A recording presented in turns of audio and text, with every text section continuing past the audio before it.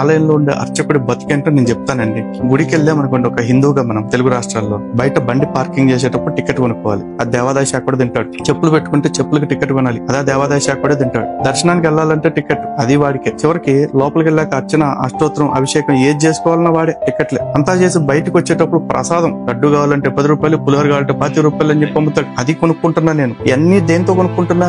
నా జేబులో ట్యాక్స్ కట్టేసిన డబ్బులతోటి ఈ దేశంలో అందరూ ఫ్రీగా అనుభవించే మత స్వేచ్ఛని నేను ఇన్ని చోట్ల డబ్బులు పెట్టి కొనుక్కుంటున్నా. అందరికీ మత స్వేచ్ఛ ఉంది, నా మత స్వేచ్ఛని నేను ఇన్ని రకాల డబ్బులు పెట్టి కొనుక్కుంటున్నా. ఇన్ని రకాల డబ్బులు పెట్టి కొనుక్కున్న నేను నా కోసం, నా క్షేమం కోసం, నా దేశ క్షేమం కోసం గొంతు చెంచుకుని గంట సేపు అష్టోత్తరం అభిషేకం చేసిన అర్చక స్వామికి నా జేబులో మిగిలిపోయిన నా సొంత డబ్బులు ఒక 100 రూపాయలు తీసి అర్చకుడి చేతిలోనో లేకపోతే ఆయన ముందున్న ప్లేట్ లోనో పెడతానంటే అంత అక్షరాలతో బోర్డు పెడతాడు, కానుకలన్నీ హుండీల్లోనే వెయ్యాలి, ప్లేట్ లో వేయరాదు అని చెప్పేసి. ఇది అర్చకుడు బతుకు. నా కానుకలు, నా డబ్బులు నేను ప్లేట్ లో కాదు తీసుకెళ్లి అవసరం ప్లేట్లో వేసుకుంటా. అక్కడ హుండీలో వేయమంటున్నావు, హుండీలో కాదు నేను తీసుకెళ్లి చెత్త కుండీలు వేసుకుంటాను. నా డబ్బు, నువ్వెవడు నా డబ్బుని కంట్రోల్ చేయడానికి? నీకు కావాల్సినవన్నీ నేను కట్టేశాక